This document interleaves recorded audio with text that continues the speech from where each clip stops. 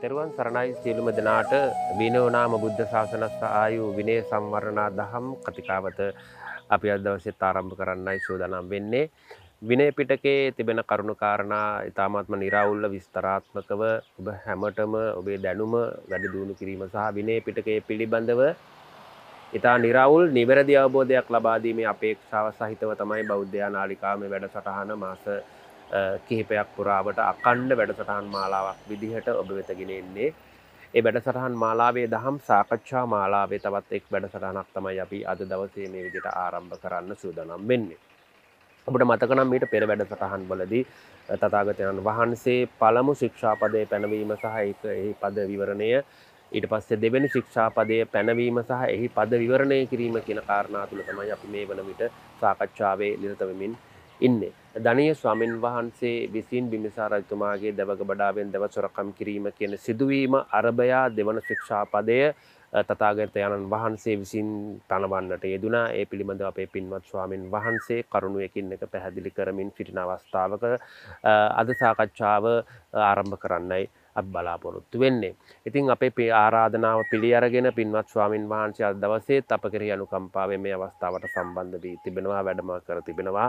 උන්වහන්සේ নমස්කාර පූර්වකව ඉතාමත්ම ගෞරවයෙන් යුක්තව මේ අවස්ථාව වෙනුවෙන් පිළිගන්නට කැමැති. අනුරාධපුර කටුකැලියාව සද්ධාතිස්සාරම විහාර වාසී ත්‍රිපිටක විශාරද ශාස්ත්‍රපති රාජකීය පඬිත විද්‍යාවේදී අවසරයි අතිපූජ්‍ය මහව ඥානාලෝක ස්වාමින්ද්‍රයන් වහන්සේ මේ වැඩසටහනට දායකත්වය ලබා දෙන්නේ. මේ වැඩසටහන පුරාවටම විනය පිටකයේ තිබෙන කරුණු කාරණා පිළිබඳ ඉතා निराවුල්ව අවශ්‍යතරම් විස්තරාත්මකව ඔබට පැහැදිලි කරමින් විනය පිටකය පිළිබඳ අවබෝධය වැඩි දියුණු කිරීම හා ශාසනයේ චිරස්ථිතිය සඳහාවෙන් උන්වහන්සේ මහත් වෙහෙසක් වෑයමක් ගන්නා බව මතක් කළ යුතුමයි. ශාසනයේ පැවැත්ම තියෙන්නේ විනය මත. ඉතින් විනය ශාසනය පැවැත්ම සඳහාවෙන් පවත්වාගෙන යාම වෙනුවෙන් උන්වහන්සේ තමන්ගේ දායකත්වය ඉතාමත්ම නිර්ලෝභීව නිස්සරණාධ්‍යාශයෙන් මේ වැඩසටහන පුරාවටම ලබා දී තිබෙනවා. පින්වත් ස්වාමින් වහන්සේ ඒ පිළිබඳව සිහිපත් කරමින් උන්වහන්සේගේ පාද නමස්කාර කරමින් අදත් වැඩසටහන ආරම්භ කරන්නට අවසරයි.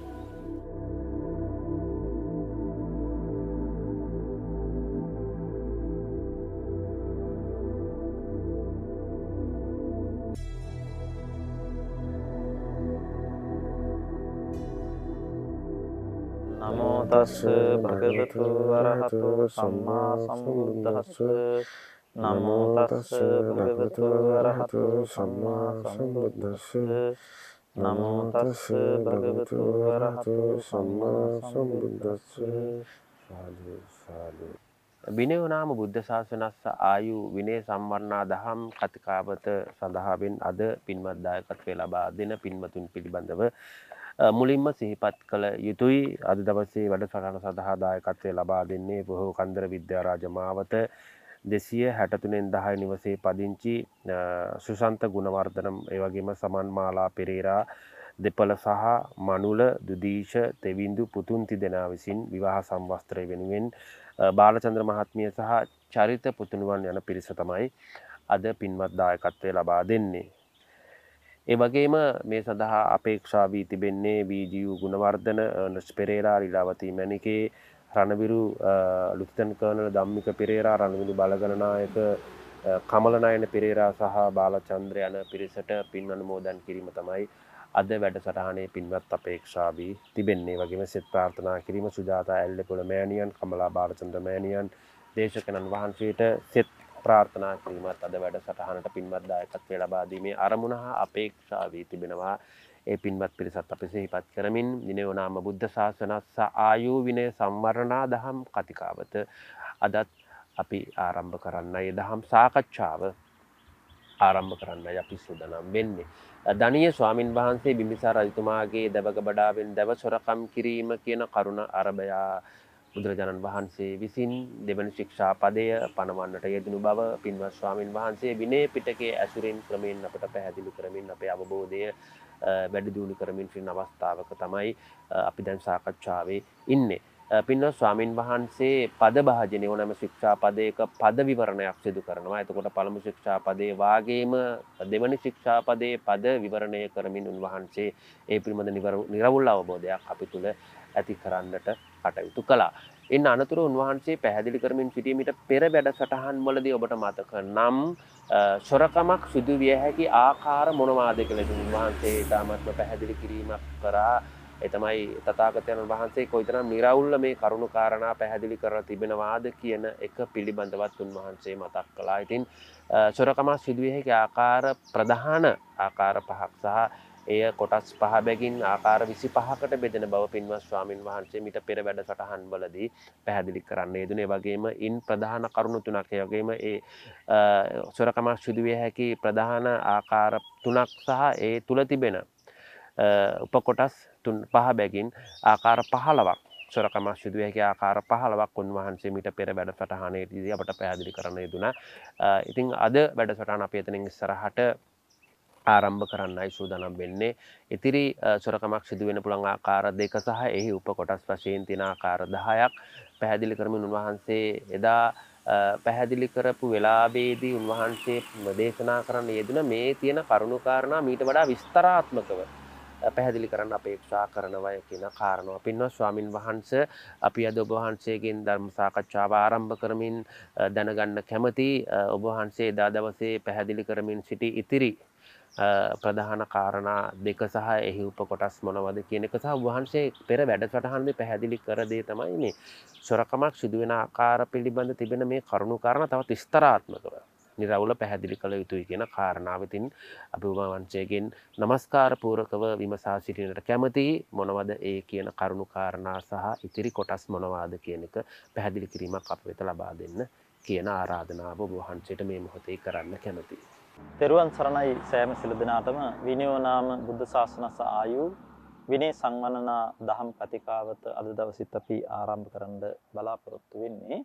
අපි මීට පෙර වැඩසටහනේදී සඳහන් කරගෙන ආවා විස්තර කරගෙන ආවා සොරකමක් සිදුවිය හැකි ආකාර 25ක් තියෙනවා කියන කාරණය.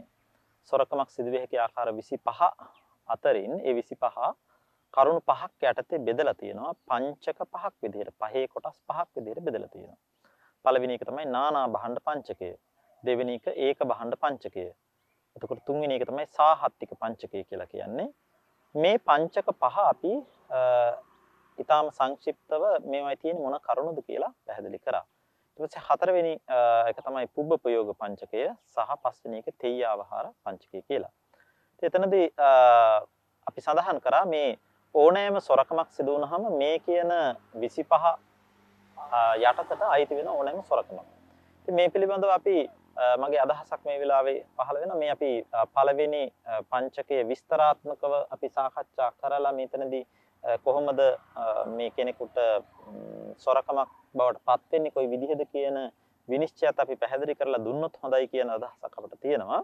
ඉතින් අපි ගත්තොත් ඒ අනුව පළවෙනි පංචකය නානා භාණ්ඩ පංචකය කියන එක නානා භාණ්ඩ පංචකයේදී අපි කතා කරේ පළවෙනි එක තමයි ආදීය කියන කාරණය. අපි සඳහන් කරා නඩු කීමකින් යමක් අත්පත් කරගන්නවා නම් කියන කාරණය. දැන් යම් පුද්ගලයෙක් තමන් සතු නොවන දෙයක් අන්සතු දෙයක් නඩුවක් කියලා අත්පත් කරගන්න බලාපොරොත්තු වෙනවා නම් ඒ නඩුවක් කියලා අත්පත් කරගන්න බලාපොරොත්තු වෙනකොට අපි නඩුවක් දැමූ පමණින් ඒක සොරකමක් බවට පත් වෙන්නේ නැහැ. උපසම්පදා භික්ෂුන් වහන්සේ කෙනෙකුට හැබැයි නඩුවක් දැමූ පමණින් වෙන සිල්පදයක් කැඩෙනවා. අපි ඒකට කියනවා දුකුලා ආපත්‍යක් වෙනවා කියලා. උපසම්පදා භික්ෂුන් වහන්සේ කෙනෙක් අන්සතු වස්තුවක් Tamanට අත්පත් කරගන්න මුලින්ම ගිහිල්ලා බොරු පැමිණිල්ලක් දානවා නම් එහෙම නැත්නම් නඩුවක් දානවා නම් මේ නඩුවක් දාද්දී බොරු පැමිණිල්ලක් දාද්දී නඩුව දැමීමෙන් පැමිණිල්ල දැමීමෙන් දුකුලාපත්‍යක් වෙනවා. ඒ පැමිණිල්ල දැමීමෙන් දුකුලාපත්‍යක් වුණාට එතනින් අදින්නාදාන එහෙම නැත්නම් සොරකම කියන එක සම්පූර්ණ වෙන්නේ නැහැ.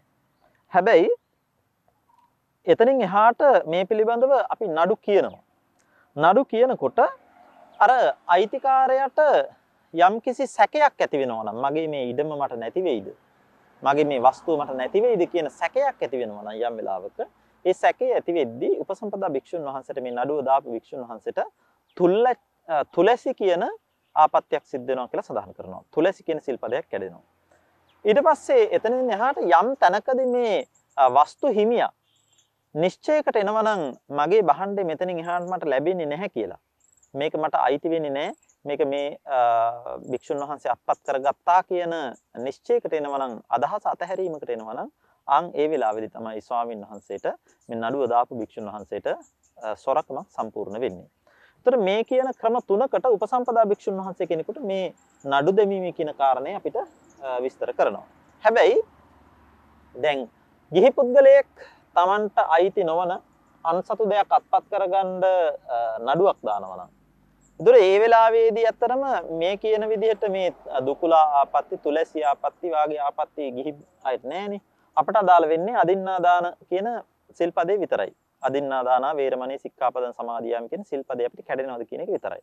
ඒතර ඒ නිසා යම්කිසි ගිහි පුද්ගලයෙක් තවත් අන්සතු දෙයක් අත්පත් කරගන්න නඩු කීම් ආදියක් කරනවා නම් එහෙම නඩුවක් දාලා එයාගේ සොරකම කියන එක සම්පූර්ණ වෙන්නේ අර වස්තු හිමියාට අයිතිකාරයට සිතේ අදහසක් පහළ වෙන්නේ යම් වෙලාවකද මගේ මේ වස්තුව මට දැන් ලැබෙන්නේ නැහැ කියලා. අපි හිතමු අදාළ පුද්ගලයා නඩුවක් දාලා නඩුව දිනනවා. නඩුව දින්නට පස්සේ වස්තු හිමියට අයිතිකාරයට හිතෙනවා දැන් හරි මගේ ඉඩම දැන් මෙතනින් එහාට මට ලැබෙන්නේ නැහැ කියලා. අන්න එහෙම අදහසක් පහළ වෙනවා නම් යම් වෙලාවක ඒ අදහසක් පහළ වෙන වෙලාවේදී තමයි අර පුද්ගලයාට සොරකම කියන එක සම්පූර්ණ වෙන්නේ. එහෙම නැත්තම් සමහර වෙලාවට නඩුව ඉවර වෙන්න ඕනේ නැහැ. අපි තුන් මේ නඩු කියන්නේ අන්සතුදී Tamanට අත්පත් කරගන්න නඩු කියන පුද්ගලයාට යම්කිසි දේශපාලන බලයක් තිබෙනවා. නැත්නම් යම්කිසි මුදල් බලයක් තිබෙනවා. මේ නිසා මේ බලය හින්දා ඔහු නඩුවක් දාලා නඩු වාරයක් දෙකක් යනකොට වස්තු හිමියට අදහසක් පහළ වෙනවා මේ පුද්ගලයාගෙන් මට මේ වස්තුව මෙතනින් එහාට අරගන්න ලැබෙන්නේ නැහැ. මට නඩු කිව්වට කොච්චර නඩු කිව්වත් මට ගන්න බෑ. මේ පුද්ගලයා බොහොම බලවත් කෙනෙක්. නිසා මට මේක ලැබෙන්නේ නැහැ කියන අදහසක් පහළ වෙනවා නම්. ඒතර නඩුව ඉවර වුණේ නැතත් ඒ අදහස පහළ වෙලා තමන්ගේ අදහස අත්හැරියා නම් තවදුරටත් මේකට මම සල්ලි වියදම් කරලා නඩු වලට ගිහිල්ලා වැඩක් නැහැ. මහන්සි වෙලා වැඩක් නැහැ. ඒ නිසා මම මේක අතහැරලා දානවා කියන අතහැරීමක් සිදු කරනවා නම් වස්තු හිමියා අන්නේ අතහැරීම සිදු කරන අවස්ථාවේදී ඒකෙන් ඒ පුද්ගලයාට සොරකම කියන එක සම්පූර්ණ වෙනවා. මේ නිසා පළවෙනි මේ ආදීය කියන කාරණේදී සඳහන් කරන්නේ නිසා නඩු කීමෙන් වස්තුවක් අත්පත් කරගනිද්දී උපසම්පදා භික්ෂුන් වහන්සේ කෙනෙකුට නම් අවස්ථා තුනකට මේක බෙදලා සිල්පද කැඩීම දක්වනවා. නඩුවක් දාන වෙලාවේදී දුකුලාපත්‍යක් වෙනවා. අයිතිකාරයට විමතියක් ඇති වෙද්දි සැකයක් ඇති වෙද්දි තමන්ගේ බහණ්ඩේ තමන්ට ලැබෙන්නේ නැති වෙයිද කියලා උපසම්පදා භික්ෂුන් වහන්සේට තුලසියාපත්‍යක් වෙනවා. එතනින් එහාට ඒ පුද්ගලයා අදහස අතහැරියා නම් මට තවදුරටත් මේක ලැබෙන්නේ නැහැ කියන නිශ්චයට ආවනම් ඒ නිශ්චයත් එක්ක උපසම්පදා භික්ෂුන් වහන්සේට පරාජිකාපත්‍යක් සිද්ධ වෙනවා. එතන මෙන්න මේකට කියනවා අපි ආදීයය කියලා. මේ නානා භාණ්ඩ පංචකයේ පළවෙනි ආකාරය නඩු කීමෙන් වස්තු අත්පත් කර ගැනීම කියන කාරණය. ස්වාමීන් වහන්සේ ඔබ වහන්සේ දැන් ඔය නඩු පැවරීමේදී සොරකමක් සිදුවෙන ආකාරය පිළිබඳ පැහැදිලි කිරීම සිදුවෙන අතරවාරයේ මට පොඩි පැහැදිලි කිරීමක් කරගන්නට අවසරයි. ඒ තමයි මීට පෙර වැඩසටහනකදී වහන්සේ කියන්නේ කලින් වැඩසටහනේදී පැහැදිලි කරන වෙලාවේ වහන්සේ දේශනා කරන්න යෙදුණා මේ දැන් නඩුවක් පැරදුනත් දැන් නඩුවක් පැරදුනා අපි හිතන්නේ නඩුව ඉවරයි කියන එකනේ. නඩුව ඉවරයි ඒ සිදුවීම් ටික ඉවරයි දැන් හරි ඒක එතනින් ඒ විසඳුනා කියලානේ අපි හිතන්නේ. ඒත් ඔබ වහන්සේ එක තැනකදී මතු කරනවා මේ නඩුව පැරදුනත් නඩුව පැරදුනා ඒක නීත්‍යානුකූලව පැරදුණු කෙනා තවමත් ඒ දේපල පිළිබඳව අදහස ඇතහැරගත්තේ නැත්තම් මෙතන සොරකමක් වෙන්නේ නැහැ වගේ කාරණාවක් ඔබ වහන්සේ පැහැදිලි කළා. පින්වත් ස්වාමීන් වහන්සේ මේ ඒක තව ටිකක් විස්තරාත්මකවට නිරවුල් කරලා පැහැදිලි කරලා දුන්නොත් අපි හිතනවා වඩාත් සුදුසුයි කියලා. මොකද මේ දැන් නඩුව පැරදුනත් ඒක සොරකමක් වෙන්නේ නැත්තේ කොහොමද? නඩුව පරදින්න කලින් ඔබ දැන් පැහැදිලි කළා නඩුව පැරදුනේ නැති වුණොත් අර ඒ වස්තුව හිමිකන අදහස ඇතහැරියොතින් එතන සොරකමක් වෙනවා කියන කාරණාව. අපි තව ටිකක් ඒක නිරවුල් කරගන්න කැමති පින්වත් ස්වාමීන් වහන්සේ වඩාත් විස්තරාත්මකව පැහැදිලි කිරීමක් කරනවා. ඔව් ඇත්තටම මේ දුර නික්ෂේපය කියන කාරණය. ඒ කියන්නේ අයිතිය වස්තු හිමියා තමන්ගේ අදහස අතහරිනවද නැද්ද කියන කාරණේ අතිශය වැදගත් මෙතනදී. ඒක ඕනෑම සොරකමකදී මේ කතන්දරේ අදාළ වෙන තැනක් තිබෙනවා. මේ නිසා දැන් නඩු පැවරීමක් සිදු කරපු වෙලාවකදී අපි යම් කිසි කෙනෙක් අන්සතු වස්තුවක් අත්පත් කරගෙන නඩුවක් පවරනවා. නඩුව පවරලා ඒ පුද්ගලයා යම් විදිහකට බොරු සාක්ෂි දීලා හෝ කොහොම හරි ක්‍රමයකට නඩුව දිනනවා. නමුත් අර වස්තු හිමියට අදහසක් තියෙනවා, අයිතිකාරයට අදහසක් තියෙනවා මගේ වස්තුව මේක, මෙයා බොරු සාක්ෂි කියලා බොරු විදිහට තමයි නඩුව දිනුවේ. මට මේක නැවත අත්පත් කරගන්න පුළුවන්. මේක මම දෙන්නේ නැහැ. මේක මගේම තමයි කියන ග්‍රහණය දැඩිසේ තියෙනවා නම් අපි ඒකට විනය සඳහන් කරනවා දුර නික්ෂේපය කියන අදහස් සිද්ධ වෙලා නැහැ කියලා. දුර නික්ෂේපය කියලා කියන්නේ දුරය. එහෙම නැත්නම් මේ පිළිබඳ මෙය නැවතත් මට අත්පත් කර ගැනීම සඳහා තිබෙන උත්සාහය. ඒකට කියන්නේ දුරය කියලා. ඒ උත්සාහය බහා තබනවා නම්, ඒ උත්සාහය ඉවත් කරනවා නම් ඒකට කියනවා දුර නික්ෂේපය කරනවා කියලා. ඒතර මේ වාගේ අවස්ථාවකදී නඩුවක් කියලා යමක් අත්පත් කරගනිද්දී සිල්පදය කැඩෙන්නේ ඇත්තටම දුර නික්ෂේපය කියන කාරණයෙන්. අයිතිකාරයා තමන්ගේ වස්තුව නැවතත් අත්පත් කර ගැනීම සඳහා තියෙන උත්සාහය අතහරින මොහොතේදී තමයි සොරකම කියන එක සම්පූර්ණ වෙන්නේ. එතකොට යම් හේකින් ඔහු ඒ උත්සාහය අතහරින්නේ නැත්තම්, ඔහු නැවත නැවතත් ඉන්නවා නම් අදහසේ නෑ මේ වස්තුව මටයි අයිති, මේ ඉඩම මටයි අයිති, මේ දේපල මටයි අයිති, ඒ නිසා මම මේක කොහොම හරි ගන්නවා, මම මේක නැවත වාරයක් අභියාචනය කරනවා, ඇපීල් කරනවා. අභියාචනය කරලා ඒ අභියාචනයේ මගින් නැවතත් මේ නඩුව මම කොහොම හරි දිනනවා. දිනලා කොයි විදියට හරි මම මේක අත්පත් කරගන්නවා කියන උත්සාහය තවදුරටත් ඉන්නවා නම් අර නඩු දාපු කෙනාට තාම සොරකම සම්පූර්ණ වෙන්නේ නැහැ. ඒක තමයි බුදුරජාණන් වහන්සේගේ මේ සිල්පදයේ පිළිබඳව තියෙන පැනවීම පිළිබඳව තියෙන හරි ලස්සන තැනක්. අපි අනුන්ගේ වස්තුව අත්පත් කරගන්න කරන වෑයම තාම සම්පූර්ණ වෙලා ඉවර නැහැ. මොකද අර අයිතිකාරයා තවදුරටත් වෑයම් කරමින් ඉන්නවා ඒක මට දෙන්න නැතුව ඉන්න. ඒ නිසා මගේ සොරකම කියන වෑයම සම්පූර්ණ වුණේ නැහැ. තවත් මම මේක සොරකම කරගන්න නම් මට තවදුරටත් කරන්න දේවල් තියෙනවා. තවත් මම මේක උත්සාහ කරන්න ඕනේ ආපහු අත්පත් කරගන්න. ආන් ඒ නිසා මේ දුර නික්ෂේපයේ සිද්ධ වෙලා නැත්තම් අයිතිකාරයාට බලාපොරොත්තු තව තියෙනවා නම් මේක නැවතත් අත්පත් කරගන්න පුළුවන් කියලා තාමත් මේ සොරකම් කරපු කෙනාගේ සොරකම සම්පූර්ණ වෙලා නැහැ. ඒ නිසා අපිට සමහර තැනකදී එනවා අපේ සමහර කතා අතීතයේ සිදුවෙච්ච ස්වාමින් වහන්සේලා පිළිබඳව කතා, මේ අර්ථ කතා ආදී සඳහන් වෙනවා. ඉතින් මේ වාගේ දෙයක් පිළිබඳව වුණත් අපි සොයලා බලන එක. යම් කෙනෙක්ට මට ඇත්තටම සොරකම සිද්ධ වුණාද කියන සැකයක් ආවනම් ඒ සැකයක් ආපු වෙලාවේදී අර අයිතිකාරයාගේ දුර නික්ෂේපය කියන එක කොහොමද තියෙන්නේ කියන එක හොයලා බලන එකත් ඇත්තටම වැදගත් වෙනවා. අපි විනිශ්චය කරද්දී සොරකමක් කියන එකක් ඇත්තටම වුණාද කියලා බලද්දී. මොකද මේක මේ විනිශ්චය පරාජිකාවක් පිළිබඳ විනිශ්චයක්. භික්ෂුන් වහන්සේ කෙනෙක් නම් මේක කරන්නේ භික්ෂුන් වහන්සේගේ උපසම්පදා ශීලයේ නැතිවීමට, උපසම්පදා ශීලයේ හානි වීමට බලපාන විනිශ්චයක් මේක. මේ නිසා ඇත්තටම උපසම්පදාව නැති වුණාද, ඇත්තටම මේ භික්ෂුන් වහන්සේ සීලයෙන් අපිරිසිදු වුණාද කියන විනිශ්චය කරද්දී අපි දැනගන්න ඕනේ ඇත්තටම සොරකම සම්පූර්ණ වෙලාද කියලා. ඒ භික්ෂුන් වහන්සේ වෑයම් කරාට තාම අයිතිකාරයා මේ භාණ්ඩේ තමන්ගේ බව පත් කරගන්න උත්සාහ දරමින් ඉන්නවා නම් ඒ වෙලාවට භික්ෂුන් වහන්සේ තාම සොරකම සම්පූර්ණ කරගෙන නැහැ කියන එකයි අපිට මෙතනදී කියවෙන්නේ. ඒ වගේම තමයි අනෙක් කාරණය එතනදී අපි අමතක කරන්න හොඳ නැහැ. දැන් මේ දුර නික්ෂේපය කියන කාරණේ සමහර වෙලාවට සිද්ධ වෙන්න පුළුවන් නඩුව ඉවර වෙන්නේ නැතුවත්. එතකොට දැන් අපි සඳහන් කරේ නඩුව අවසන් වුණත් දුර නික්ෂේපය වෙලා නැත්තම් සිල්පදේ කැඩෙන්නේ නැහැ. හැබැයි නඩුව අවසන් වෙන්නේ ඉස්සරලම දුර නික්ෂේපය වෙලා නම් ඒතර සිල්පදය කැඩෙනවා. ඒ කියන්නේ යම් හේකින් නඩුවක් දානවා කෙනෙක් අන්සතු වස්තුවක් බලහත්කාරයෙන් අත්පත් කරගන්න, බලෙන් අත්පත් කරගන්න. ඒතර මේ නඩුව දාලා නඩුව යනකොට අර වස්තු හිමියට අදහසක් එනවා මේ නඩුව දාපු කෙනා බොහොම බලවත් කෙනෙක්, ඒ නිසා මගේ මේ වස්තුව දැන් මට නැති වෙනවනේ කියලා. ඒ නිසා මම මේක නැවතත් අත්පත් කරගන්න දරන උත්සාහයේ තේරුමක් නැහැ කියන අදහසින් ඔහු තමන්ගේ උත්සාහය අතහරිනවා නම් අන්න ඒ මොහොතේදී නඩුව ඉවර වෙන්නේ ඉස්සලා නමුත් අර සොරකම කරන්න මුල් වෙච්ච පුද්ගලයාගේ සොරකම සම්පූර්ණ වෙනවා. ඉතින් එතනදී හරි පුදුමාකාර දේ වෙන්නේ සමහර වෙලාවට අපි හිතමු ඒ පුද්ගලයා දුර නික්ෂේපේ කරා. මට මේ වස්තුව නැවතත් අයිති වෙන්නේ නැහැ කියලා අදහස අතහැරලා ඉන්නවා. හැබැයි නඩුවෙන් එයා දිනනවා. නඩුවෙන් දිනුවත් අර නඩුව දාපු භික්ෂුන් වහන්සේ පරාජිකාපත්තියටපත් වෙලා ඉවරයි. ඒ වෙනතන නඩුව දාපු ගිහි පුද්ගලයා එයා තමන්ගේ සොරකම් කිරීම කියන සිල්පදේ කඩාගෙන ඉවරයි. ඒ නිසා මෙතනදී ඇත්තටම සොරකම් කිරීම පිළිබඳව බුදුරජාණන් වහන්සේගේ මේ දුරනික්ෂේපය කියන විනිශ්චය අයිතිකාරයා මේ අදහස අතහැරීම කියන කාරණය හරීම වැදගත් කාරණයක් බවට පත් වෙනවා. අයිතිකාරයා අදහස අතහරිනවා නම් අදහස අතහැරපු අවස්ථාවේදී සොරකම කරන්න මුල් වෙච්ච පුද්ගලයාගේ සොරකම සම්පූර්ණ වෙනවා. ඒකේ නීත්‍යානුකූල භාවයෙන් සිදුවෙන දේවල් එතනදී බුද්ධ නීතියට අදාළ වෙන්නේ නැහැ. අපේ සිල්පදය කැඩිලා ඉවරයි. ඒ නිසා ඒක හරි සියුම් තැනක්. ඒ නිසා බොහෝම අවධානයෙන් සිටිය යුතු තැනක්.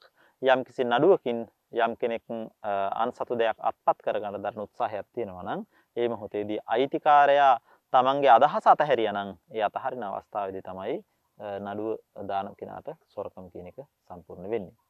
ඊළඟ කාරණය තමයි දැන් මේ අපි නානා භාණ්ඩ පංචකය එහෙම නැත්නම් මේ පස්විසි අවහාරයේ පළවෙනි කාරණේ අපි සඳහන් කරේ ආදීය කියලා නඩු කීමෙන් අත්පත් කරගන්න එක. අනිත් කාරණේ අපි සඳහන් කරා හරෙය්‍ය කියලා අන්සතු දෙයක් අපි රැගෙන යනකොට සොරකමක් සිදු කිරීම කියන කාරණේ. ඒතර එතනදිත් අපි දැනගන්න ඕනේ කොහොමද මේ සොරකම සිද්ධ වෙන්න පුළුවන් ආකාරයන් කොයි විදියද කියලා. ඉතින් බුදුරජාණන් වහන්සේ මේ හැම එකක්ම වෙනම අපිට දේශනා කරලා තියෙනවා. අර්ථ කථාචාර්යයන් වහන්සේලා මේ හැම එකක්ම බොහොම ලස්සනට අපිට විවරණය කරලා විස්තර කරලා පැහැදිලි කරලා දීලා තියෙනවා. ඉතින් යම්කිසි කෙනෙක් අන්සතු භාණ්ඩයක් රැගෙන යනවා. හැබැයි මෙතනදී කියනවා මේ භාණ්ඩය රැගෙන යාම තමන්ම ඉල්ලගෙන තමයි යන්නේ. අයිතිකාරයා නෙවෙයි දෙන්නේ මේ භාණ්ඩය අරගෙන යන්න කියලා. තමන්ම කියනවා මම මේ භාණ්ඩය ගෙනහිලා දෙන්නම් කියලා. මේ විදිහට අයිතිකාරයෙන් ඉල්ල ගන්නවා. ඉල්ලගෙන භාණ්ඩයක් අරගෙන යද්දී මගක් යනකොට හිතනවා මේ භාණ්ඩේ මම අදාළ තැනට ගෙනහිලා දෙන්නේ නැහැ. මේක මම සොරකම් කරන්න. මේ මං අත්පත් කරගන්න ඕනේ කියලා. ඒ අදහස ඇතිව අපි යම්කිසි විදිහට මේ භාණ්ඩේ අරන් යනවද? උදාහරණයක් විදිහට මේ භාණ්ඩේ හිසේ තියාගෙන යනවා. හිසේ තියාගෙන යන භාණ්ඩය මම මේ භාණ්ඩය මේ ලැබිය යුතු කෙනාට ලබා දෙන්නේ නැහැ. මම මේ භාණ්ඩේ මට අත්පත් කරගන්නවා කියන අදහසින් යුතුව කියන මේ හිසේ තියෙන භාණ්ඩය හිසෙන් බෑවොත් යන අතරතුර අතට අරගත්තොත් අපේ සොරකම සිද්ධ වෙනවා කියලා කියනවා. ඒතර අපි අර අයිතිකාරයාට ගිහිල්ලා ඉවරලා ලැබිය යුතු කෙනාට නොදීම කියන කාරණේ එතනින් එහාට කරන්න වෙන දෙයක් අවශ්‍ය නැහැ. ඒ දේ සිදුවෙන තැන බොහොම පැහැදිලිව අපිට කියනවා. හිසේ තියාගෙන යන භාණ්ඩේ හිසෙන් අතට ගත්තොත් අන්න අපේ සොරකම සිද්ධ වෙනවා. එහෙම නැත්නම් අතේ තියාගෙන යන භාණ්ඩය ඒ අතෙන් අනික් අතට මාරු කරොත් අපේ සොරකම සිද්ධ වෙනවා. කරේ තියාගෙන යන භාණ්ඩේ කරෙන් අපි අතට අරගත්තොත් ඒ සොරකම සිද්ධ වෙනවා. ඒතර මේ විදිහට අපිට කියනවා අපි යම්කිසි භාණ්ඩයක් තියෙන තැනින් සම්පූර්ණයෙන්ම වෙනස්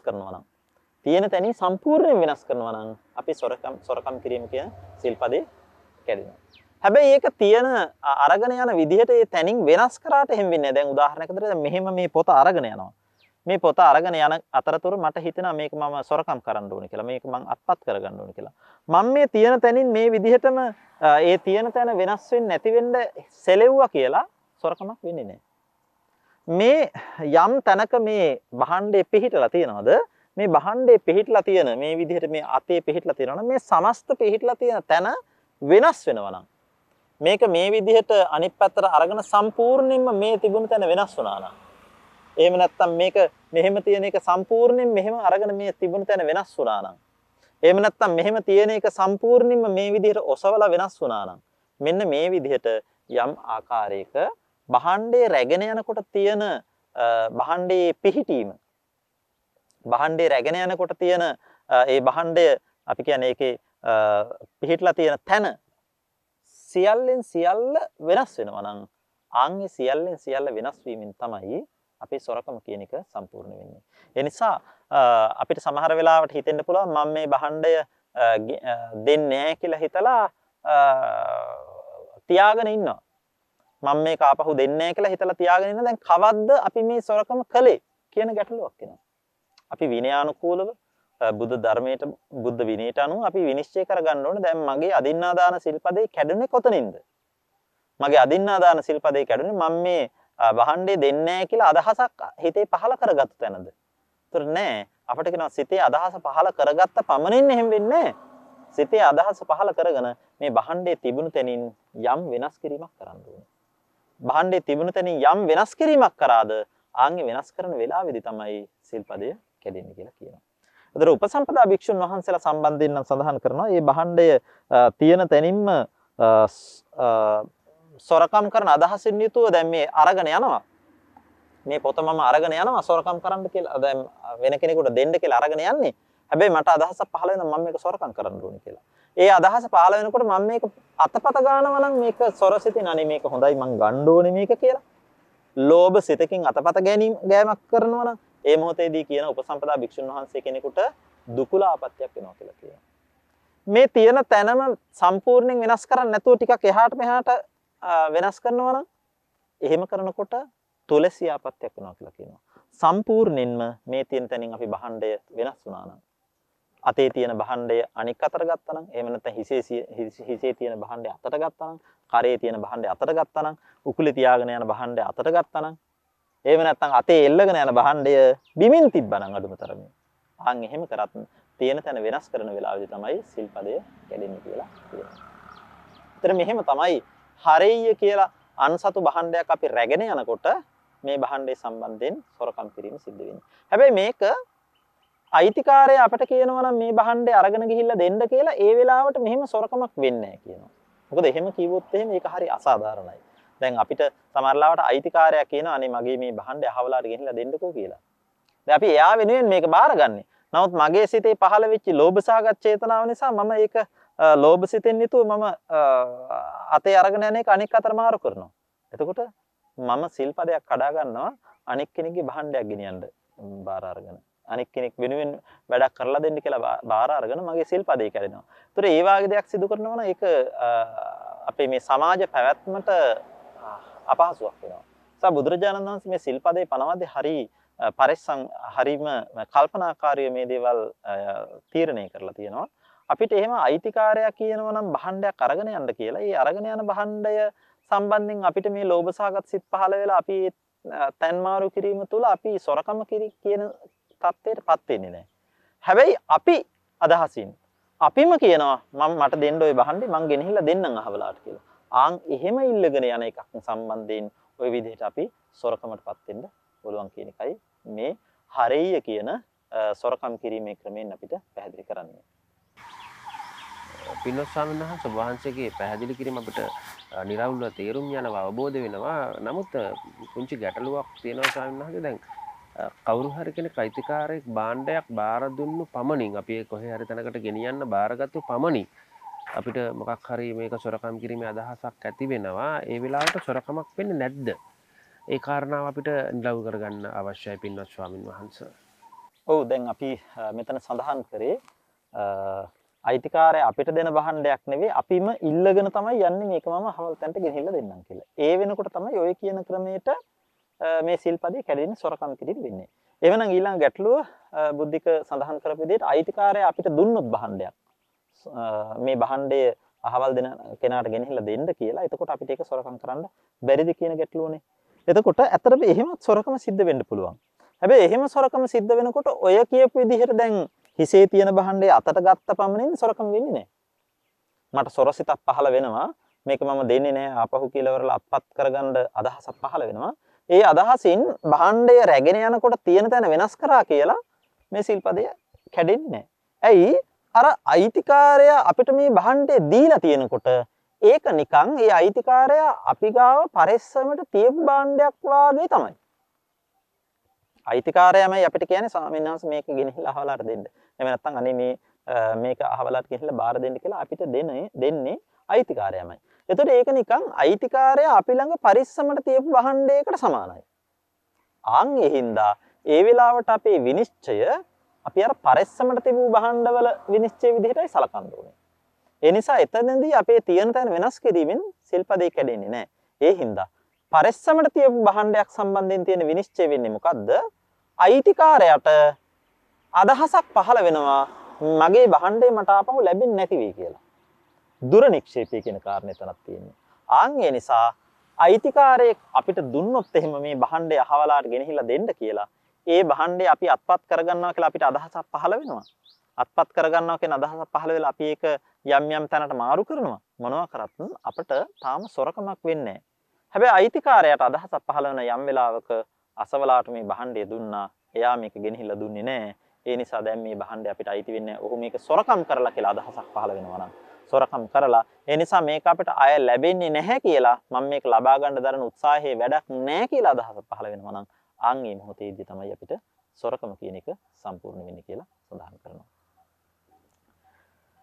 එතකොට මේ විදිහට මේ අනෙක් කෙනෙක්ගේ භාණ්ඩයක් අපි රැගෙන යෑම කියන එකේදී අපි සොරකම කියන එක ওই විදිහට දැනගන්න ඕනේ. ඊළඟ කාරණේ තමයි එහෙමනම් අපි දැන් මේ කතා කරගෙන ආපු එකේ ඊළඟ එක తాවකාලිකව පරිස්සමට භාණ්ඩයක් තිබ්බොත් කොහොමද වෙන්නේ කියලා. ඒතර අපි යම් කෙනෙක් සතු භාණ්ඩයක් අප ළඟට ඇවිල්ලා කියනවා අනේ මගේ මේ භාණ්ඩය ටික දවසකට පරිස්සමට ඔයා තියාගන්න කියලා. අපිට බාර දෙනවා. එහෙන් බාර දෙන භාණ්ඩය අපි අරගෙන අපිට ඒක පිළිබඳව ආසාවක් ඇති වෙනවා. මේ භාණ්ඩේ මම අත්පත් කරගන්න ඕනේ කියන අදහසක් පහළ වෙනවා. එහෙම අත්පත් කරගන්න ඕනේ කියන අදහස පහළ වෙලා ඒ භාණ්ඩය මම ආපහු දෙන්නේ නැතුව ඉන්නවා. ඉතින් අයිතිකාරයා ඇවිල්ලා කියනවා මම පරිස්සමට තිය භාණ්ඩේ මට දෙන්නකෝ කියලා ඉල්ලනවා. මම කියනවා මම එහෙම භාණ්ඩයක් ගත්තේ නැහැ. මට එහෙම භාණ්ඩයක් ලැබුණේ නැහැ. ඔයා ඒ භාණ්ඩේ මට දුන්නේ නැහැ. ඒ වෙනතන් ඔයා ඒ භාණ්ඩය ආපහු ඉල්ලගෙන ගියානේ කියලා කියනවා. මෙන්න මේ විදිහට යම්කිසි වචනයකින් යම්කිසි ක්‍රමයකින් අපි මේ භාණ්ඩය ආපසු දෙන එක වළක්වනවා නම් ආපසු දෙන්නේ නැතිව ඒක Taman තියාගන්නවා නම් ඒ ආපසු දීම නතර කරන අවස්ථාවේදී ඒ මොහොතේදී අපේ සොරකම සිද්ධ වෙන්නේ නැහැ. සොරකම සිද්ධ වෙන්නේ අර අයිතිකාරයාගේ දුර නික්ෂේපය කියන දේ. අයිතිකාරයාට අදහසක් තියෙනවා මගේ මේ භාණ්ඩය අසවලාට දුන්නා. ඒ නිසා එයාගෙන් මම තාම ගත්තේ නැහැ. මම මේ කොහොම හරි ගන්නවා. කොහොම හරි ගන්නවා කියන හිතාන ඉන්නවා නම් අපිට සොරකම වෙන්නේ නැහැ තාම. හැබැයි එයා යම් වෙලාවක අදහසක් ඇති කරගන්නවා මේ පුද්ගලයාට දුන්නු භාණ්ඩේ මට දැන් ලබා ගන්න හැකියාවක් නැහැ. ඒක ඉතින් දැන් මට හොයලා වැඩක් නැහැ. ආපහු ලැබෙන්නේ නැහැ කියලා. ආන් ඒ අදහස පහළ වෙන්නේ යම් මොහොතකද එතෙන් පටන් මේ භාණ්ඩය සොරකම් කරා බවට පත් වෙනවා. ඒක තමයි තුන්වෙනි කාරණය අවහරිය කියන කාරණේදී පැහැදිලි කරේ. ඊළඟ හතරවෙනි කාරණේ තමයි මේ සොරකමක් සිදු වෙන්න පුළුවන් හතරවෙනි කාරණේ තමයි මේ ඉරියාපතං විකෝපේය කියලා කියන්නේ. ඉරියව්වක් වෙනස් කරලා භාණ්ඩ අරගන්නවා. මේක සිද්ධ වෙන්නේ යම්කිසි පුද්ගලයෙක් එහෙම නැත්නම් යම්කිසි සතෙක් අතේ හෝ යම් භාණ්ඩයක් තවත් තැනකට අරගෙන යනවා. ඒ තවත් තැනකට අරගෙන යනකොට ඒ පුද්ගලයාගේ ගමන් මාර්ගය අපි වෙනස් කරනවා. දැන් උදාහරණයක් විදිහට හිතන්න යම් කිසි පුද්ගලයෙකුට කවුරු හරි කෙනෙක් අයිතිකාරයෙක් දෙන භාණ්ඩයක් මේක අසවල් ලිපිනේ තියෙන අසවලාට ගෙනහිලා දෙන්න කියලා. එතකොට දැන් මේ භාණ්ඩය අරගෙන යන පුද්ගලයා මේ ලිපිනේ හොයාගෙන යනවා. හොයාගෙන ගිහිල්ලා අපෙන් ඇවිල්ලා අහනවා මේ භාණ්ඩය අසව මේ ලිපිනේට දෙන්න කිය මේ ලිපිනේ කොතනද කියලා. එතකොට මම කල්පනා කරනවා මේ භාණ්ඩය මම සොරකම් කරගන්න ඕනේ. ඒ නිසා මේ ලිපිනේ ඇත්තටම ඉන්න තැන එක්කනට ඒක ලැබෙන්න දෙන්නේ නැතිව මට ලබා ගන්න ඕනේ කියලා මේ භාණ්ඩේ මට ලැබෙන්න සුදුසු කෙනෙකුට මම ලිපිනේ වෙනස් කරලා කියනවා. ඔය ලිපිනේ අහවල් තැනට යන්න තියෙනවා කියලා කියන එක අපි නිවැරදි තැන කියන්නේ නැතුව වැරදි තැනක් එයාට කියන මෙන්න මෙතෙන්ට යන්න කියලා. ආන් ඒ වැරදි තැන කියලා ඒ වැරදි තැනට අපි මෙයා යවනවා නම් ඒ යැවීමෙන් ඒ භාණ්ඩේ අපි සොරකම් කිරීමක් කරා බවට පත් වෙනවා. එහෙනම් දැන් මේ වාගේ සොරකමක් කරද්දී අපි දැනගන්න ඕනේ කොතනදීද අපේ සොරකම සිද්ධ වෙන්නේ කියලා. ඉතින් කියනවා යම්කිසි කෙනෙක් භාණ්ඩයක් රැගෙන යනකොට ඒ පුද්ගලයා යා යුතු නියමිත ස්ථානයට යන්නේ නැතිව අපිට අභිමත අපිට කැමති ස්ථානයකට යැවීම සඳහා ඒ ගමන් මාර්ගය වෙනස් කරනවා නම් ඒ වෙනස් කරලා ගමන් මාර්ගය වෙනස් කරද්දී නිවැරදි නියමිත ගමන් මාර්ගයේ නැතිව අපි වෙනස් කරපු පැත්තට ගමන් මාර්ගයේ එක අඩියක් තියෙනකොට කියනවා තුලසියාපත්‍යක් වෙනවා උපසම්පදා භික්ෂුවකට කියලා. දෙවෙනි අඩිය තියද්දී කියනවා සොරකම කියන එක සම්පූර්ණ වෙනවා. ඒ නිසා පරාජිකාපත්‍ය සිදු වෙනවා කියලා. එහෙමනම් ඇත්තටම සොරකම කියන එක සම්පූර්ණ වෙන්නේ මේ නියමිත ගමන් මාර්ගයේ යන පුද්ගලයා ඒ ගමන් මාර්ගයෙන් වෙනස් කරලා ඒ වෙනස් ගමන් මාර්ගයට පයින් යන කෙනෙක් නම් පියවර දෙකක් තිබ්බහම දෙවෙන පියවරේදී තමයි සොරකම සම්පූර්ණ වෙන්නේ. එහෙමනම් වාහනයක ආදී කියනවා නම් කොහොමද? ඒක ඇත්තටම වෙනත් ඉදිරියේ අපිට මේ සොරකම් කිරීමේ කටයුතුවලදී අපි සාකච්ඡා කරන මේ වාහනවල ගමන් කරනකොට කොහොමද සොරකම් වෙන්නේ කියලා. නමුත් එතනදී අපි මෙතෙන්ට අදාළ විදිහට ගත්තොත් වාහනයක නම් ගමන් මාර්ගය වෙනස් කරලා නියමිත ගමන් මාර්ගයේ වෙනස් පැත්තට සම්පූර්ණයෙන් වාහනේ හැරුණට පස්සේ Taman මාර්ගය යම් කෙස් ගහකින් හරි අනික් පැත්තට වෙනස් වුණාට පස්සේ සොරකම සිද්ධ වෙලා ඉවරයි වෙනවා. ඒක ඒ නිසා ඊටාම ඉක්මනට සිද්ධ වෙන්න පුළුවන් දෙයක්. වාහනයක රෝද දෙක පොළොවට පිහිටලා තියෙන ඊටාම පුංචි ප්‍රමාණයකින් ඒ රෝද දෙක පොළොවට පිහිටලා තියෙන තැනින් දැන් අපි ගමන් මාර්ගය වෙනස් කරා. වෙනස් පැත්තට හැරිලා තිබුණු තැන වෙනස් වෙන ගමනින් සොරකම සිද්ධ වෙලා අවසන් වෙනවා. එතකොට ඇත්තටම ලැබිය යුතු කෙනාට භාණ්ඩය ලැබෙන්නේ නැහැ කියන කාරණය හෝ අපි අවිමත තැනකට භාණ්ඩය ලැබීම කියන කාරණයක් එතන අවශ්‍යතාවයක් ඇත්තෙම නැහැ. ගමන් මාර්ගය වෙනස් කරපමණින් සොරකම සිද්ධ වෙලා ඉවරයි. සමහර ලාවට ගමන් මාර්ගය වෙනස් කරලා අපි අවිමත තැනට භාණ්ඩය ලැබෙන්නේ නැහැ. අපි බලාපොරොත්තු වෙච්ච තැනට භාණ්ඩය ලැබෙන්නේ නැහැ. හැබැයි ගමන් මාර්ගය අපි වෙනස් කරපු නිසා වෙනස් කරපු සැනින් සොරකම සිද්ධ වෙලා අවසන් කියන එකයි සඳහන් වෙන්නේ. ඒතර ඒකට කියනවා ඉරියාපතං විකෝපෙය්‍ය කියලා. ඒ අවසාන කාරණේ තමයි ඨානා චාවෙය්‍ය කියලා කියන්නේ තිබූ තැන වෙනස් කිරීම කියලා කියන කාරණේ. ඨානා චාවෙය්‍ය කියලා කියන්නේ යම්කිසි මතු පිටක යම්කිසි තැනක භාණ්ඩයක් යම් දෙයක් තියෙනවා නම් ඒ තියෙන දේ සොරකම් කරද්දී කොහොමද සිද්ධ වෙන්නේ කියන එක. දැන් අපි හිතමු යම්කිසි දෙයක් මැත්තේහි භාණ්ඩයක් පිහිටලා තියෙනවා. ඒ පිහිටලා තියෙන භාණ්ඩය එතනින් වෙනස් කරනවා. එතනින් වෙනස් කරද්දී ඒ තියෙන මතු පිට තිබුණු පෘෂ්ඨය සම්පූර්ණයෙන්ම වෙනස් වෙනවා නම් අන්න සොරකම සිද්ධ වෙලා අවසන් වෙනවා. දැන් අපි හිතමු උදාහරණයක් විදිහට මේ යම්කිසි මතු පිටක දැන් මම මේ පොතක් අපි අරගත්තොත් උදාහරණයක් විදිහට දැන් මේ පොත කියන මතු පිට පිහිටලා තියෙනවා තවත් කිසියම් භාණ්ඩයක්. දැන් මේ භාණ්ඩේ පිහිටලා තියෙන මේ පොත කියන මතු පිට මේක පිහිටලා තියෙන්නේ මෙතන ඉඳලා මෙතෙන්ට කියන සම්පූර්ණ පරතරය තුල තමයි මේ පොත පිහිටලා තියෙන්නේ. දැන් මේ පොත මෙතන තියෙන තැනින් ඨානාචාවනය කරනවා කියලා කියන්නේ මේක මේ තියෙන තැනින් පහ කරනවා. දැන් මේක තමයි සීමාව මේ පැත්තේ. මේ සීමාව අපි පහු කරගෙන යනවා. මේ කොච්චර පහු කරත් මේ විදිහට මේක ඇතුළ පහුකුණාට තාම අපි සොරකමක් සිද්ධ වෙන්නේ නැහැ. මෙන්න මේ සීමාව මේ භාණ්ඩයේ කෙලවර සීමාවෙන් ඉක්මන්නේ යම් වෙලාවක. දැන් මේක මේ විදිහට ගිහිල්ලා මේ පැත්තේ සීමාවෙන් ඉක්මන වෙලාවේදී අන්න සොරකම සිද්ධ වෙනවා. ඒකට තමයි කියන්නේ ඨානාචාවනය කියලා. දැන් මේ පැත්තට අපි මාරු කරනවා නම් තල්ලු කරනවා නම් තල්ලු කරලා දැනට කලින් මේ භාණ්ඩයේ මේ සීමාව යම් තැනක තිබුණාද ඒ සීමාව භාණ්ඩයේ අනෙක් සීමාවෙන් පහු කරනකොට මෙන්න මේ විදිහට අපිට කියනවා සොරකම සිද්ධ වෙනවායි කියලා. එතකොට මේක ඉතින් මේ පැත්තට විතරක් නෙවෙයි අනික් පැත්තට මාරු කරත් වෙන්න පුළුවන්. සමහර වෙලාවට තියෙන තැනින් පල්ලහැට දාන්න පුළුවන් නම් ඒත් වෙන්න පුළුවන්. එහෙම නැත්නම් තියෙන තැනින් ඉහළට ගන්නවා නම් ඒත් වෙන්න පුළුවන්. දැන් මේ තියෙන තැනින් ඉහළට ගන්නකොට මේ වාගේ තැනකදී කෙස් ගහක් ඉහළට එස වෙනකොට ඨානාචාවනය කියන කාරණේ සිද්ධ වෙනවා. කෙස් ගහක් නමුත් පොළවෙන් සම්පූර්ණයෙන් තියෙන මතු පිටින් ඉහළට එස වෙනවා නම් සොරකම සම්පූර්ණ වෙනවා. එතකොට මේ වාගේ දෙයක් සමහර වෙලාවට ඊටා කුඩා භාණ්ඩයක් සම්බන්ධයෙන් හරි සියුම් විදිහට සිද්ධ වෙන්න පුළුවන්. උදාහරණයක් විදිහට දැන් අපි තුමු කුඩා රත්තරන් බඩුවක් වාගේ දෙයක් පොළවක වැටිලා තියෙනවා. පොළවේ වැටිලා තියෙන මේ රත්තරන් භාණ්ඩේ වාගේදී අපිට පුළුවන් මේ පොළවේ ඇතුළට තද කරන්න පුළුවන්. ගිලා බස්සන්න පුළුවන්. ඒතර යම් කෙනෙක් මේ තියෙන භාණ්ඩය මෙතනින් පොළවේ ඇතුළට ගිලා බස්සනවා නම් අපි තුමු කකුලෙන් තද කරලා මේ රත්තරන් භාණ්ඩය ඉතා කුඩයි ඒ නිසා ඇඟිල්ලෙන් තද කරලා පොළවට යටට තද කරනවා. ඒතර මේ රත්තරන් භාණ්ඩේ ඉස්සරලා තිබුණු සීමාව පහු කරගෙන යම් මට්ටමක් පොළවේ යටට යනවද ඒ යනකොටම ඨානාචාවනය කියන කාරණේ සිද්ධ වෙනවා. සොරකම කියන එක සම්පූර්ණ වෙනවා. ඒතර මෙන්න මේ විදිහට තමයි ඨානාචාවනය කියන එක සිද්ධ වෙන්නේ සොරකම සම්පූර්ණ වෙන්නේ. ඒතර මෙන්න මේ විදිහට කරුණු පහක් කියවෙනවා නානා භාණ්ඩ පංචකයේ සොරකම් ආකාර පහක්.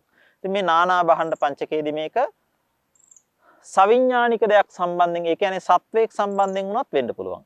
එහෙම නැත්නම් අවිඥානික දෙයක් සම්බන්ධයෙන් වුණත් වෙන්න පුළුවන්. ඒක භාණ්ඩ පංචකය කියලා කියන්නේ මේ ආකාර පහටම හැබැයි අවිඥානික දෙයක් විතරයි. ඒ කියන්නේ යම්කිසි පණ නැති වස්තුවක් විතරයි මේ ආකාර පහටම සොරකම සිද්ධ වෙන්න පුළුවන්. ඒතර ඒ අනුව ගත්තාම නානා භාණ්ඩ පංචකය ඒක භාණ්ඩ පංචකය කියන මේ කරුණු පංචක දෙකේ කියවෙන කරුණු 10ෙම තියෙන්නේ පණ ඇති හෝ පණ නැති හෝ යම් දෙයක් මේ අපි විස්තර කරපු ආකාර පහට සොරකම් කිරීමෙන් කොහොමද සොරකම සිද්ධ වෙන්නේ කියන කාරණය. පින්වත් ස්වාමින් වහන්සේ මේ ඔබ වහන්සේ පැහැදිලි කරපු කාරණා අතර වාරයේ තව වෙනස් පැහැදිලි කිරීමක් කරගන්න කැමතියි. ඒ තමයි දැන් ඔබ වහන්සේ මේ කරුණු කාරණා සොරකම සිදුවෙන ආකාරය ක්‍රමයෙන් පැහැදිලි කරගෙනකොට ඒ තුල පැහැදිලි කරනවා දැන් ඒ වස්තුව හිමි පුජ්‍යලයා මේ වස්තුව පිළිබඳ අදහස ඇති කරගත්තට අදහස අයින් කරගත්තට පස්සේ ඔහුගේ අදහස වෙනස් වුණාට පස්සේ සොරකම සිදු වෙනවා කියන කාරණාව. දැන් අපි සොරකම කරන කෙනාගේ පැත්තෙන් කල්පනා කරලා බලමු. සොරකම කරන කෙනා දැන් අපි උදාහරණ මෙහෙම ගනිමුකෝ.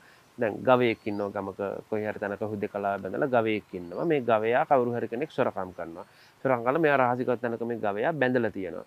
බැඳලා තියෙන වෙලාවේ ගමේ මිනිස්සු දැන් මේ ගවයා සොරකම් කරපු බව දැනගෙන ගම පුරා හොයනවා. හොයනකොට මේ සොරකම් කළ කෙනාටම හිතෙන්න පුළුවන් මේ පව් මේ ගවයා මං හොරකම් කරගෙන ඉන්න එක.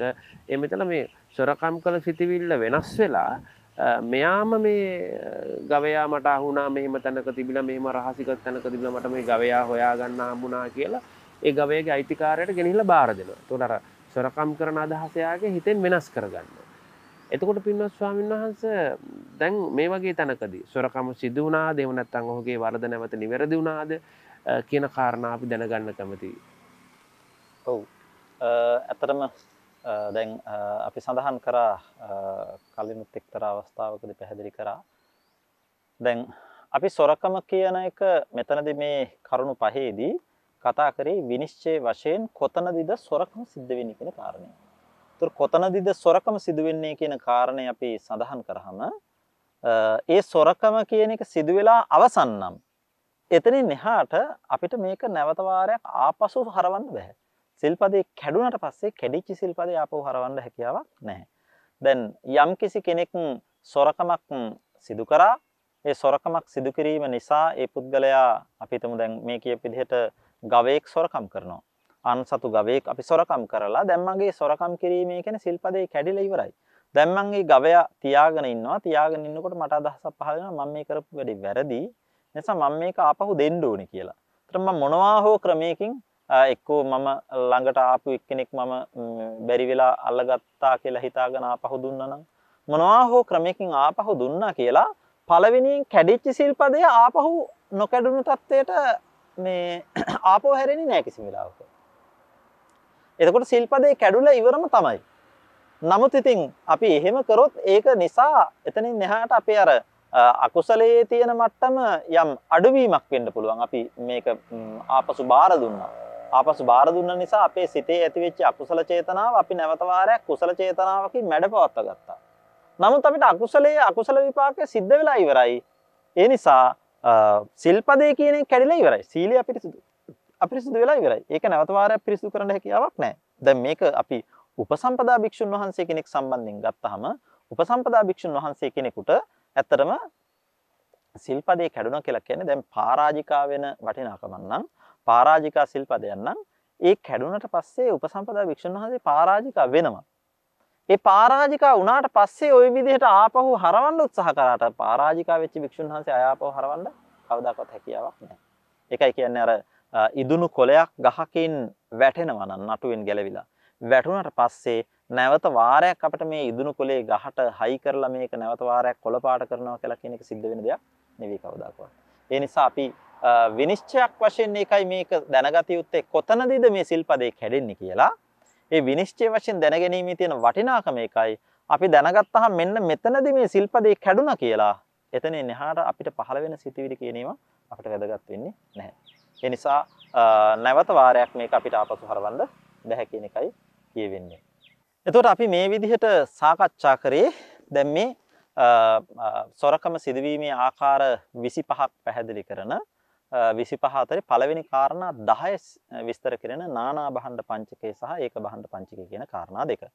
එතකොට නානා භණ්ඩ පංචකය අපි සඳහන් කරා සවිඥානික අවිඥානික ඕනෙම ආකාරයකට සිදුවෙන සොරකමක් පිළිබඳව සඳහන් කරන්න කියලා.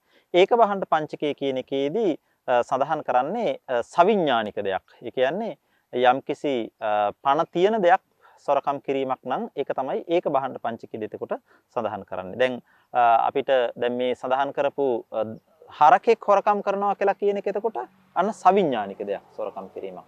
එහෙම නැතුව අපි වස්තුවක් හොරකම් කරනවා කියලා කිව්වම ඒක අවිඥානික දෙයක්.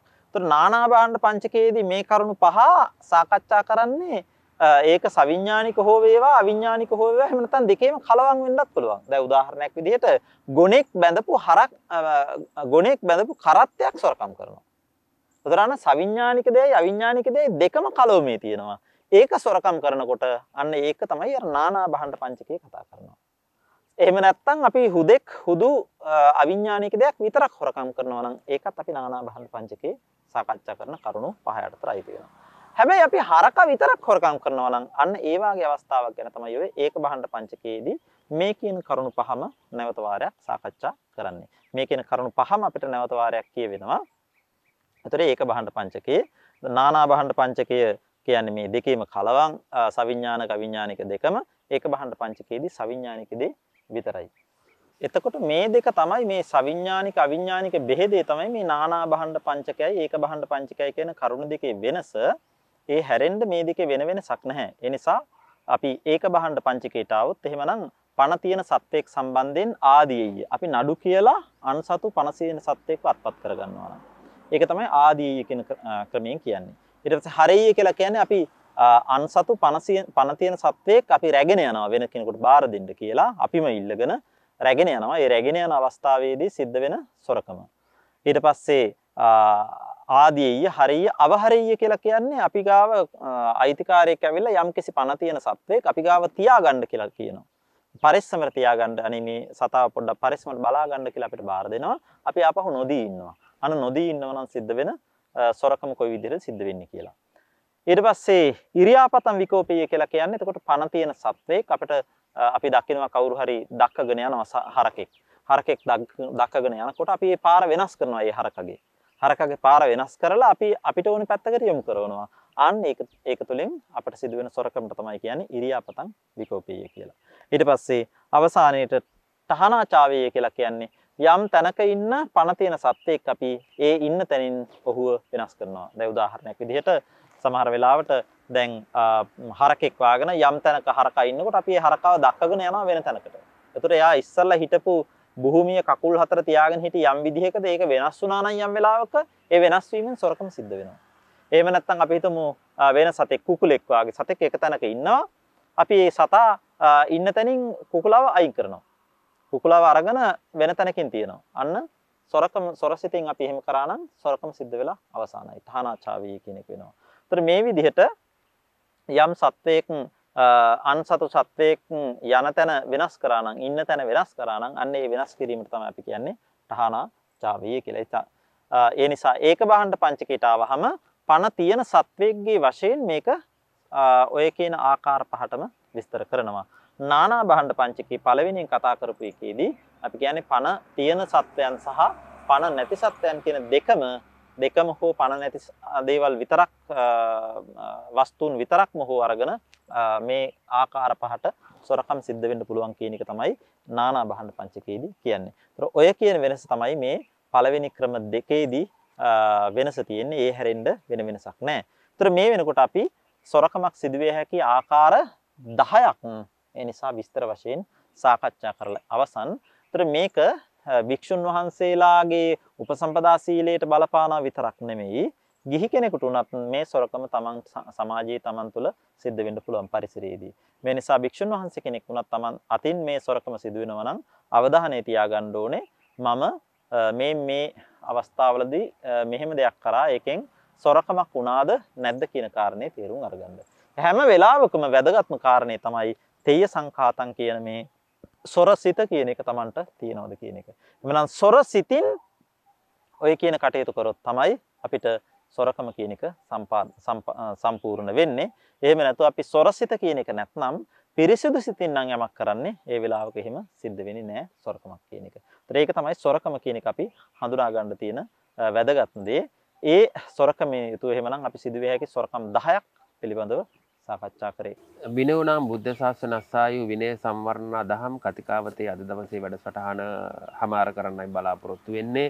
පින්වත් දායකත්වයේ ලබා දුන් පිරිසට සහ වැඩසටහන නැරඹූ ශ්‍රවණය කළ පින්වතුන් ඔබට පුණ්‍යානුමෝදනා කිරීමටයි අපි සූදානම් වන්නේ. පින්වත් දේශකයන්න් වහන්සේ විසින් අද වැඩසටහන සඳහා දායකත්වයේ ලබා දෙන්නේ හෝකන්දර විද්‍යාරාජ මාවත 263 වෙනිදා හැනිවසේ පදිංචි සුසන්ත ගුණවර්ධන ඒ වගේම සමන්මාලා පෙරේරා දෙපළ සහ මනුල දුදිශ තෙවිඳු පුතුන් තිදෙනා විසින් ඔවුන්ගේ විවාහ සම්බස්තරය වෙනුවෙන් එවගේම බාලචන්ද්‍ර මහත්මිය සහ චරිත පුතුණුවන් විසින් වැඩසටහනට දායකත්වය ලබා දෙන ඔවුන්ගේ පින්වත් අපේක්ෂා වී තිබෙන්නේ මියගිය ඥාතීත මිත්‍රාදීන්ට පුණ්‍යානුමෝදනා කිරීම සහ ඥාතීන්ට සෙත් ප්‍රාර්ථනා කිරීම.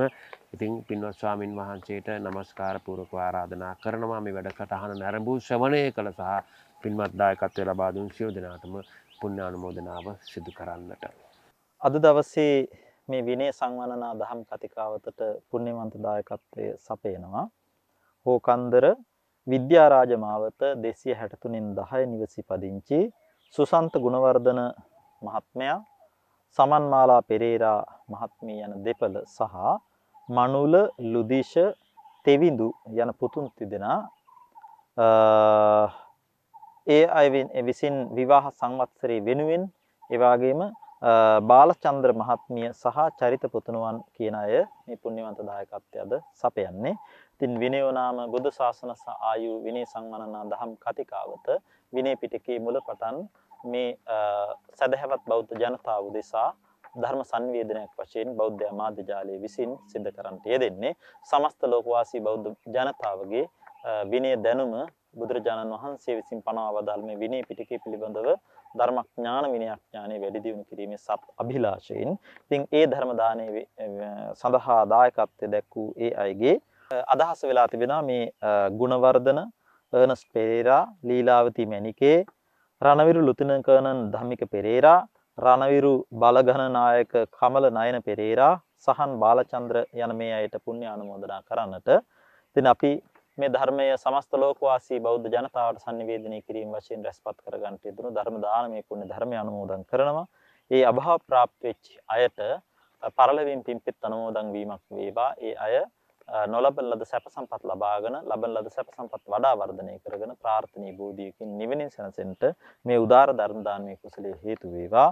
ඒ වගේම තමයි සෙත් ප්‍රාර්ථනා කරන සුජාතා ඇල්ලේපොළ මෑණියන්, කමලා බාලචන්ද්‍ර මෑණියන්, දේශකයන්න් වහන්සේ යන අයට සෙත් ප්‍රාර්ථනා කරන්න බලාපොරොත්තු වෙනවා. ඉතින් ඒ නම් සඳහන් කරපු අයට නිදුක් නිරෝගී චිරජීවනයේ පිණිස මේ උදාර කුසලයේ හේතු වේවා. හැම සියලු දෙනාටම ඊ타ත්ම අසංහීරව කල්යාණ මිත්‍ර ආශ්‍රයෙන් යුතුව ධර්ම මාර්ගයේ ගමන් කරගන්නට අවශ්‍ය පහසු විහරණේ සැලසේවා. උතුම් නිවනින් සැනසෙන්නට මේ උදාර පුණ්‍ය ධර්මයේ හේතු වේවා කියලා අපි පුණ්‍යානුමෝදනා කරනවා.